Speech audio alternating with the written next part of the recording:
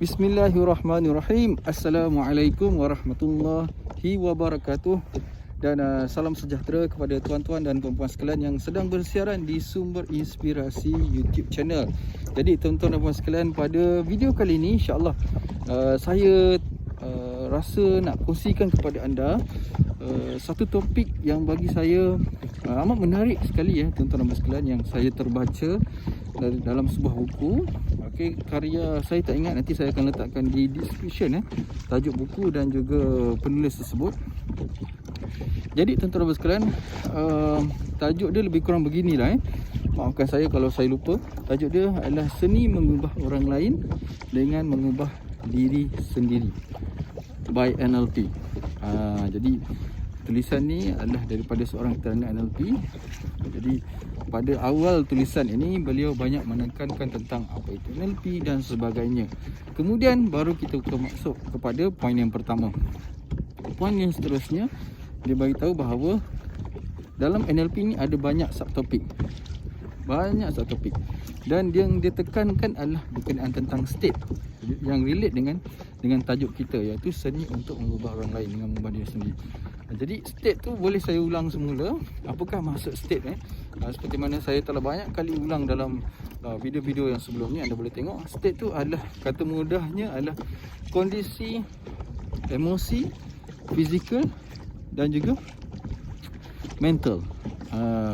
Jadi state ni dia bukan sekadar sesuatu yang kita nampak daripada luaran. Maksudnya daripada marah ke senyum. Marah tu muka lain, senyum tu muka kan lain kan.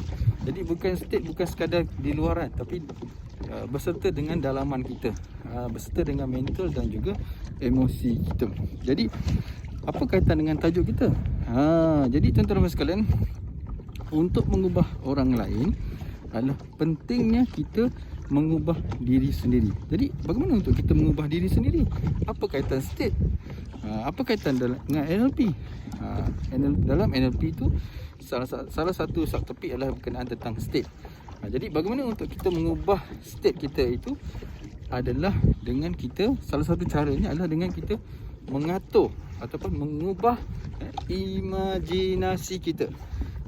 Dengan mengatur ataupun mengubah imajinasi kita daripada yang kurang efektif kepada efektif. Jadi tuan-tuan dan sekalian, jadi apa kaitannya dengan mengubah orang lain? Bila kita sendiri dapat mengatur imajinasi kita, maka kita dapat mengatur state kita. Bila kita dapat mengatur state kita, maka insya-Allah kita dapat mengatur diri kita. Jadi bila kita ingin mengubah orang lain, syarat utamanya adalah dengan kita mengubah diri sendiri dahulu. Kalau kita nak sampaikan sesuatu mesej kepada orang untuk dia berubah, tapi dengan keadaan kita marah, tuan-tuan dan sekalian, dalam keadaan kita ni serba tak kena, tak selesa dan sebagainya, dia tengok muka kita pun takut, berkerut dan sebagainya. Jadi mesej itu tak sampai, kerana yang sampai ketika itu adalah sesuatu yang negatif, yang force, yang menekan dia. Jadi mesej itu tak sampai. Jadi untuk kita sampaikan mesej kita, perlunya kita sendiri dahulu ini perlu mengawal diri kita. Bagaimana kita mengawal orang lain sedangkan kita sendiri tak mengawal diri kita? Jadi faham betul-betul prinsip ni, bahawa kita sendiri dulu perlu berjaya kawal diri kita. Sekali lagi, bagaimana untuk kita berjaya mengawal diri kita? Salah satunya adalah dengan mengatur imajinasi kita. Bagaimana untuk kita mengatur imajinasi kita? Ada yang tanya, cara untuk mengaturnya adalah, tuan-tuan sekalian faham tak imajinasi macam mana? Tentu anda faham kan, sesuatu yang anda bayangkan, rumah besar kan, walaupun tak ada rumah di depan anda, tapi anda boleh bayangkan sesuatu yang jauh daripada anda.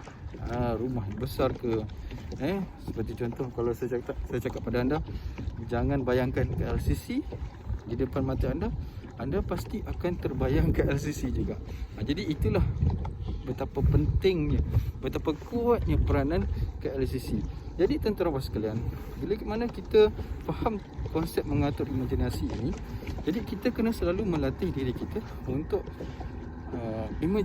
untuk berimajinasi sesuatu yang membahagiakan, sesuatu yang membuatkan kita rasa positif, sesuatu yang buatkan kita rasa yakin diri. Seperti contoh apa?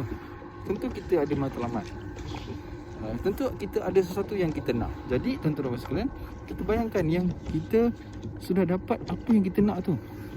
Contoh, anda nak pekerjaan yang bagus ke, anda nak rumah yang besar ke, anda nak kereta yang mewah ke, anda bayangkan dan anda feel dan anda rasa anda sudah dapat kereta tersebut, maka insya-Allah anda akan rasa best, rasa seronok dan sebagainya. Tapi tuan-tuan sekalian perlu ingat, ini lebih penting.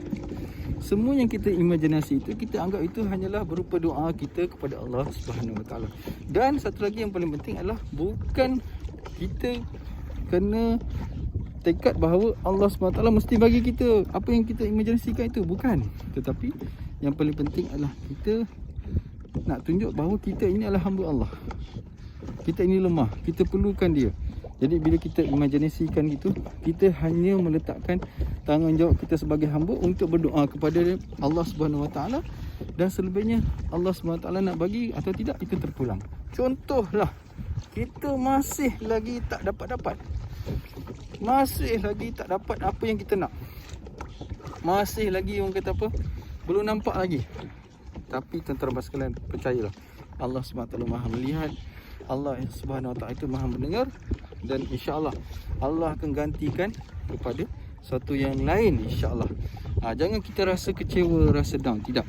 Konsep imajinasi ini adalah semata-mata untuk kita menunjukkan bahawa kita ini adalah hamba Allah yang lemah, yang kita perlukan dia. Dan ini juga, imajinasi ini juga adalah konsep mana kita mendoakan sesuatu kepada Allah Subhanahu Wa Taala, apa yang kita nak.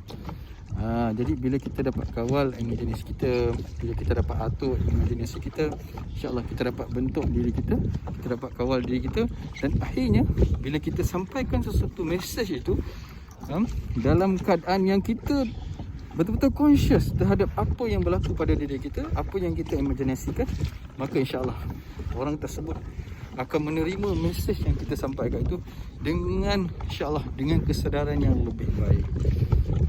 Tanpa ada paksaan, tanpa ada tekanan dan sebagainya. Jadi saya rasa itulah sedikit apa yang saya dapat daripada beliau, yang bagi saya sesuatu yang mengingatkan diri kita. Mungkin di kalangan anda yang mendengar ini sudah tahu konsep imajinasi, membayangkan, feel dan sebagainya. Tapi kita seringkali lupa. Jadi insya-Allah semoga perkongsian ini dapat mengingatkan kita pentingnya untuk kita mengatur imajinasi yang positif supaya dapat memacu diri kita ke arah yang lebih baik.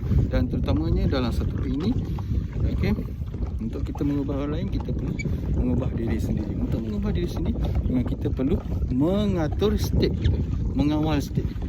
Untuk mengawal state kita, pentingnya untuk kita mengatur imajinasi yang positif, insya-Allah. Jadi sekian saja daripada saya, bersiaran di tengah lautan, insya-Allah.